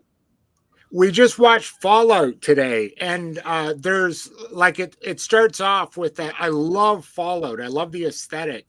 So but it starts off before the bombs drop, and it's the 1950s, and there's a 1950s like cowboy TV star, like obviously Roy Rogers clone, holding a party on the cliffs overlooking, I think, Los Angeles, and a bomb drops, and they're holding a birthday party, and everybody runs into the bomb shelter, but there's a black guy there. And not everybody runs into the shelter. Some of them run to their cars. But a black guy tries to come in the bomb shelter, and the white guy cold cocks him, knocks him out, and climbs into the shelter. Like, it's just an obvious, like, again, a non-optimistic, like, victim. It's a victimization story, not a, oh, we invited the black man into our bomb shelter, and sure, there was a bit of tension, but in the end, we all understood each other and got along and sang songs and happily ever after. So it was just, like, you wouldn't have seen that, I don't think, really, in the 80s. I can't, like, you wouldn't have seen one of the main characters like cold cock a black guy and keep him out of the shelter. That was, but now victim. Well, did you grow up in the 80s? Yeah. I was born in 1970, so I was like 10 to 20 in the 80s. So okay, so you're like 5 years older than me. I was born in 75. 3 years older than me. What were some of your favorite cartoons growing up? I was even nerdy for the nerdy kids. Like, I had such nerdy tastes that I was afraid to let my fellow friends know what it was I was reading, because it was too nerdy even for them. I'm not asking about comics right now. I'm asking about, like, cartoon wise. Oh, what were you watching? G-Force and Godzilla were a couple of my favorites. I like to watch Space Ghost, even though they kept taking him off the air all the time, but I always liked Space Ghost whenever he was on. I always watched G-Force, even though it was a hot mess and confusing. And I like the Godzilla cartoons. I like the Land of the Lost, and I like the Munsters. And what was the one with Vincent Price, who came on in his like cargo pants and like a colonialist garb, and he introduced cartoons? That was probably a children's show, but yeah, it was a children's show. I do remember Vincent Price did in the 80s there. He did the 13 Ghosts of Scooby-Doo. He provided the voice of Vincent Van Gogh in that one. But that's I like Scooby-Doo. I really like G-Force. I really like Godzilla. I really like Space Ghost. Although I've never seen every episode of it, I'm not sure. Mike probably wouldn't have heard of this, but you might have. House of Frightenstein. Yeah. What was that, Rick? Have you heard of the TV show House of Frightenstein? No, I haven't. I didn't think so. I met actually one of the guys from that. My last con, second to last con in Hamilton. Well, let's see. Well, when you said you watched G-Force, which dub version did you watch? Did you watch the G-Force version, or did you watch Battle of the Planets version? It was G-Force. I think it was on all sorts of different channels, and I think like later in my teens, I might have accidentally or just nostalgically watched a couple of episodes of Battle of the Planets. But definitely when I was watching it, I remember it as G-Force, and I wanted to like be down Saturday mornings in time. Well, because there is kind of a convoluted history. So that particular cartoon, anime, it started on. It premiered in Japan in 1972 as Science Ninja Team Gatchaman. Okay, that was the name of it in Japan. And it ran, I think, for a couple of seasons in the 70s there. And then in 1978, Sandy Frank Productions got hold of it and came up with Battle of the Planet. Now, here's the thing: when Sandy Frank initially got hold of it, they'd wanted to try to turn it into a kids show, into a kids cartoon, right? Mm-hmm. Now, if you've watched enough anime, you know that the material in anime can be a bit mature at times, right? Mm-hmm. And one of the things they did, and the term for it became known as Bowdlerization. They edited Science Ninja Team Gatchaman so much that they quite literally cut out a third of the show. So if your typical show, sans commercials, without commercials or anything like that, goes 24 minutes, right? They quite literally cut 8 minutes out of each episode because, the original Science Ninja Team Gatchaman was deemed too violent for kids in the States. So what they ended up having to do, to kind of make it more of a kid-friendly show, and to get that time back, they added the character Seven Zark 7, who, of course, in the Sandy Frank production was voiced by the late great Alan Young, who would go on to voice Scrooge McDuck in the DuckTales cartoon. But I they put remember the Seven's character in there to fill in the time that they had to cut out because of all the excess violence that was in the original product. And then what they did. Go ahead, Rick. I was going to say, I remember watching that as a kid. I was thinking as a kid it was G-Force, but when I went to find it, I found out it was called Battle of the Planets. And so I'm not sure whether there is two different ones from the 70s or early 80s. In both English adaptations, they called the Team G-Force. Yeah. They called the Team G in both the Battle of the Planet and the G-Force cartoon. They called the Team G-Force. Yeah, and of course that's why I probably thought it was called G-Force years later.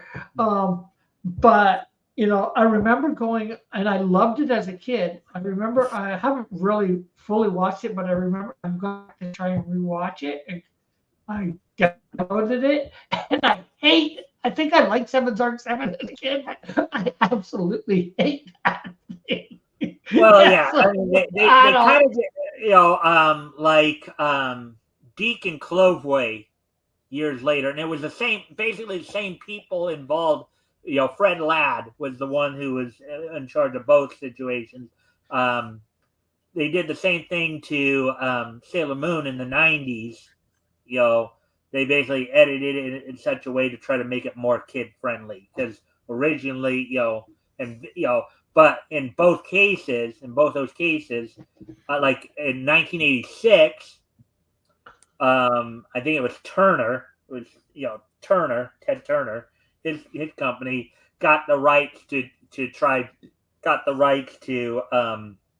broadcast Science Ninja Team Gatchaman. What they did was they put all the stuff that was taken out of the Battle of the Planets cartoon was put back into G-Force, and they just simply called it G-Force then. And then did they take out Seven Zark 7? When Viz back in 2014, when they decided to redub and redo the Sailor Moon franchise, they basically did the same thing. They put a lot of the stuff that got cut out in the original English dub was all put back in. I'd like to get a copy of the original or the full thing with hopefully no Seven Zark 7. I don't. R2D2 want to be. I don't think they had seven. But I think Elk would know more than I would if they had Seven Zark 7. I remember they had these cat.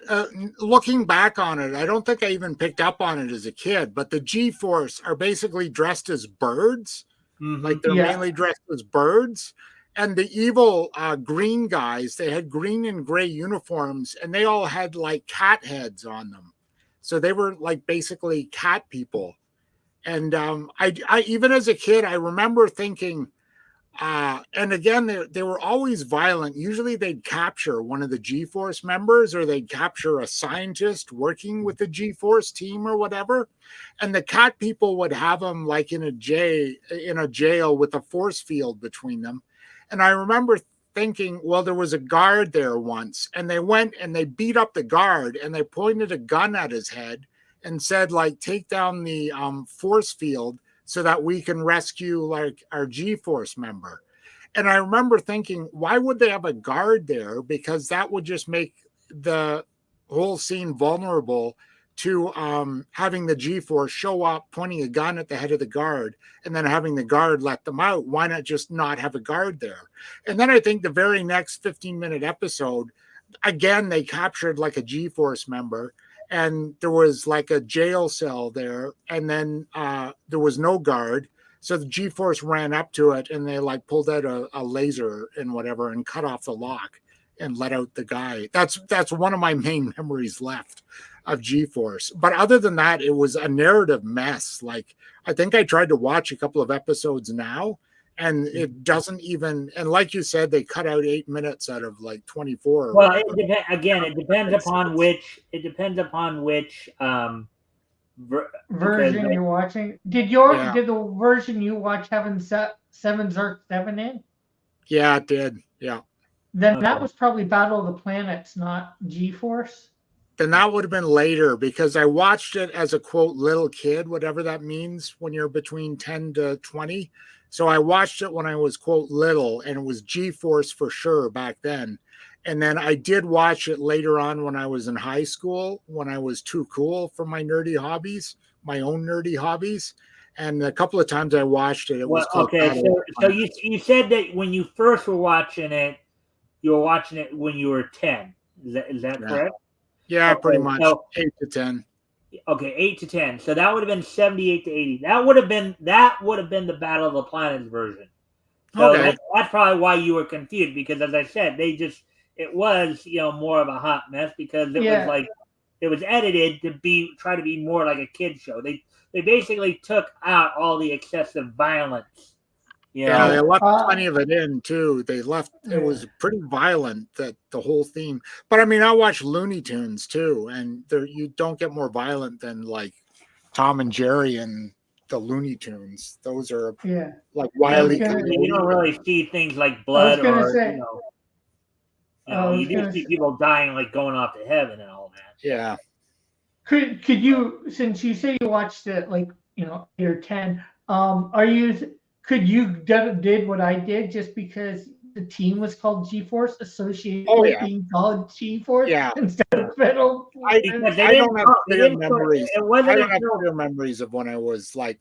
I think I have 1 or 2 memories that I can remember being 5 years old when I watched them, and I've just got a few memories of like age 5 to 10. I don't really remember it as an organized part of my life. I just remember odds, little things. Yeah, I get that. I'm only 3 years younger, so yeah.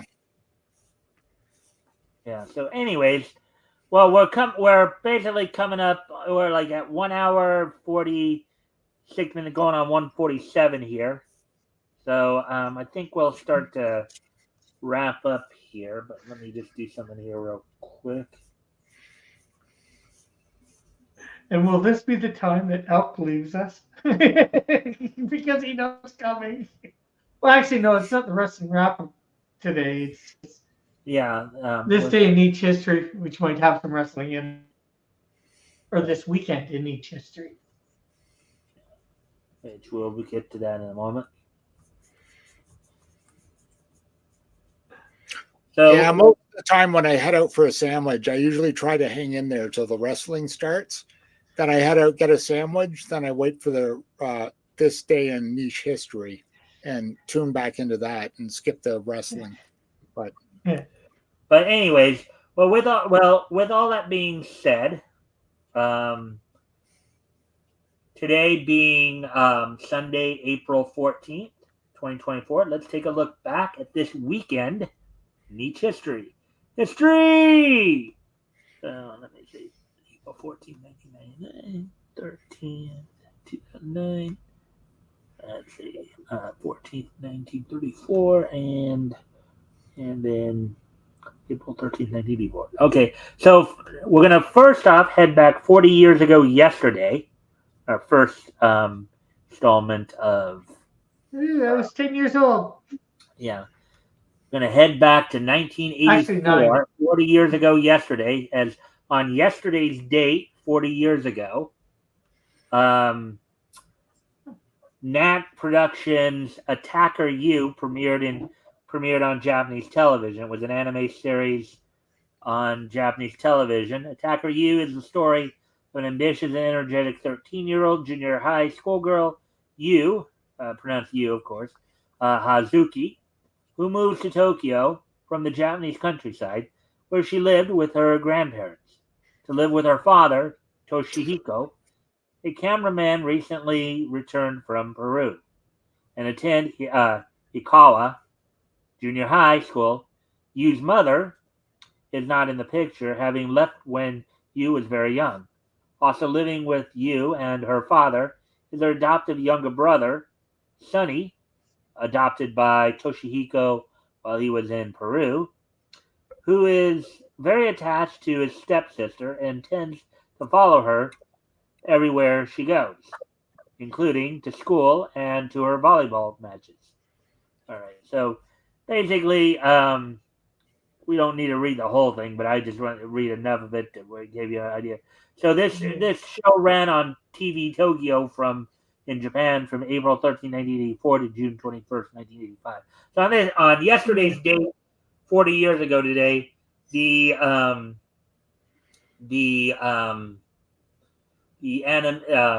NAC Productions Attacker U premiered on Japanese television.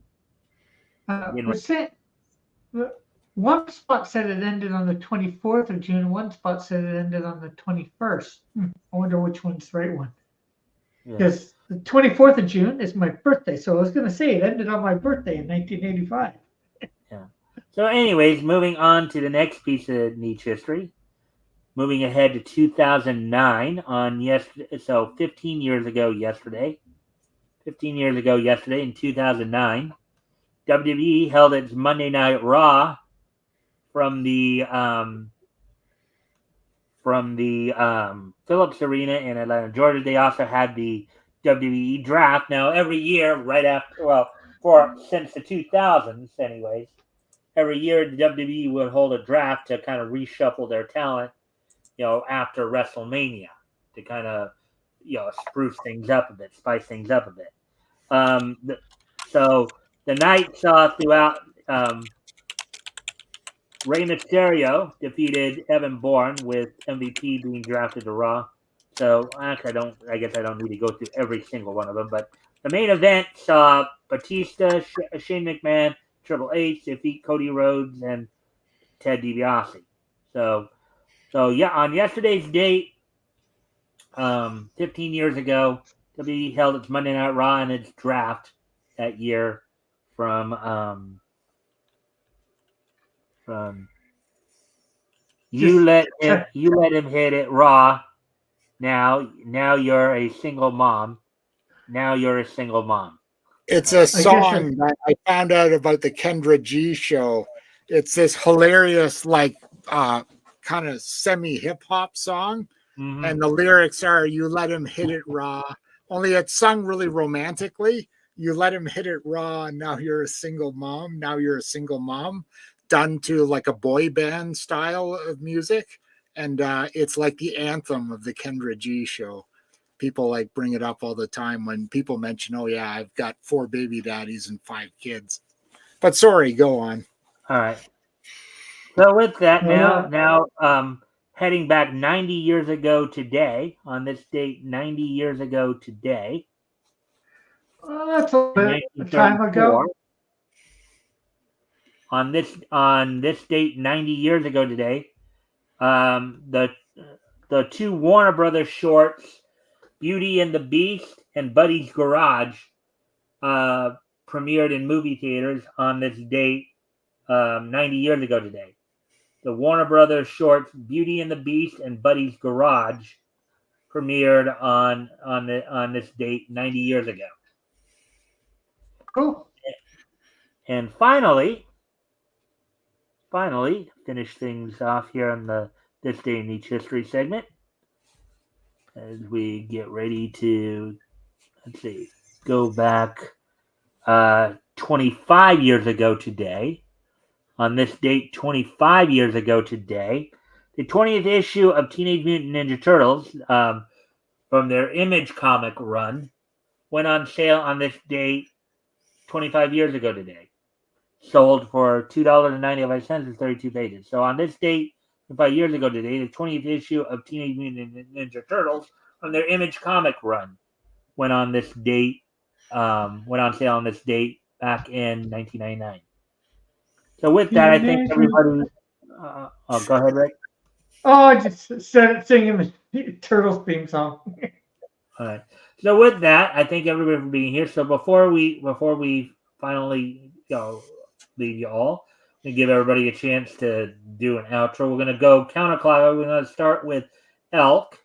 We're gonna just do a outro. You know, again, you want to just either promote anything you're doing, maybe just Sure. I've had many. kind of get I've had more failures than successes, but I am putting together at least some material for a middle-aged dating show on YouTube, a la Kendra G, where I have so far interviewed a few middle-aged Albertans about their adventures dating, and I found them hilarious.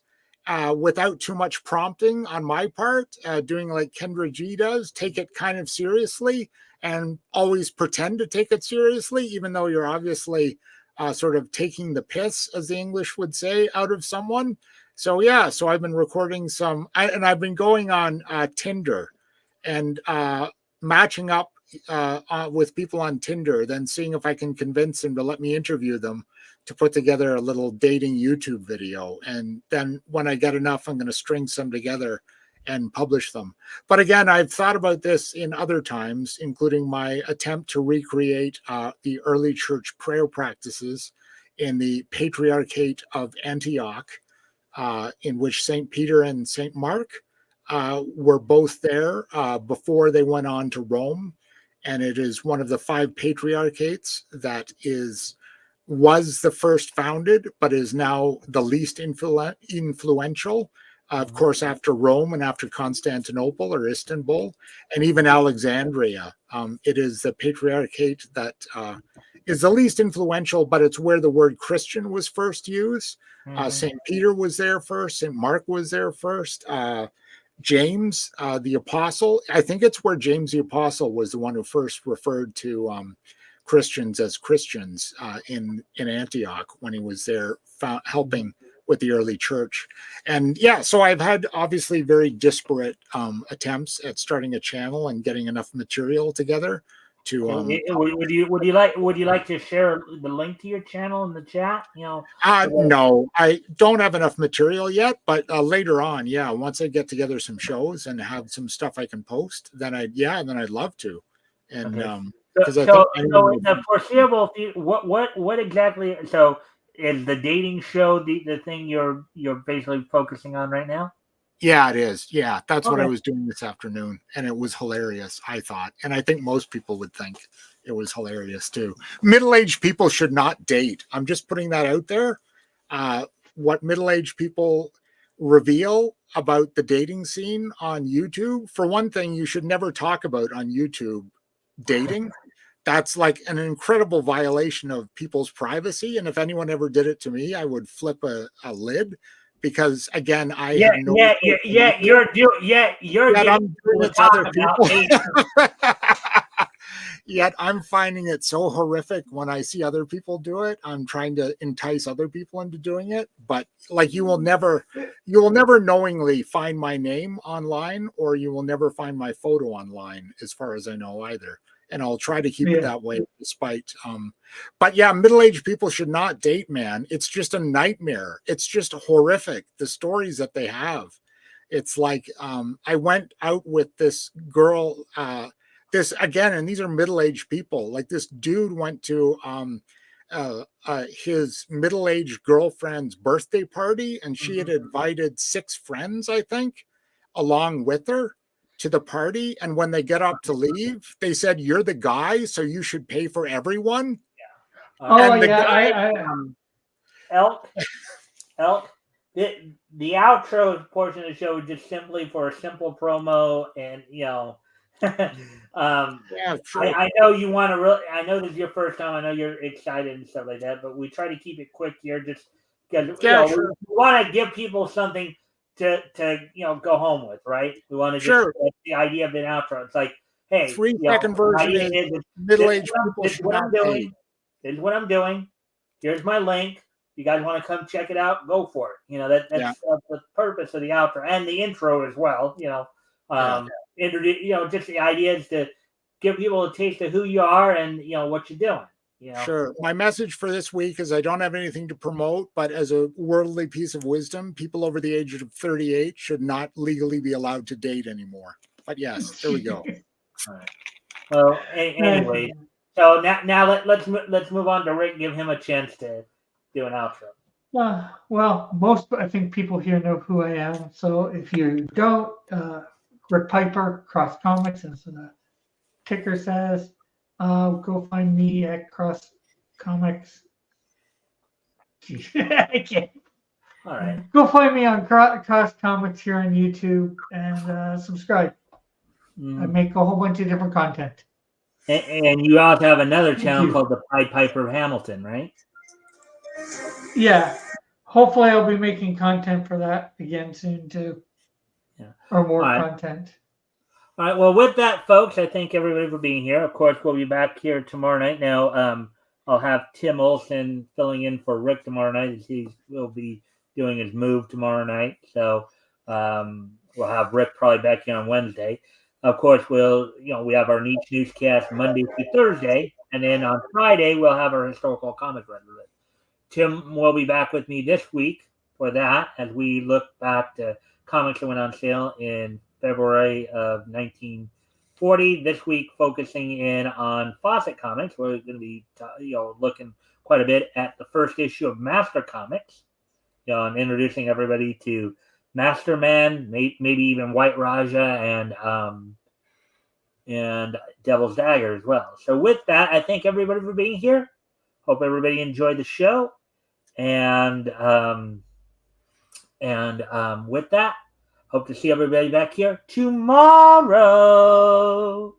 Bye.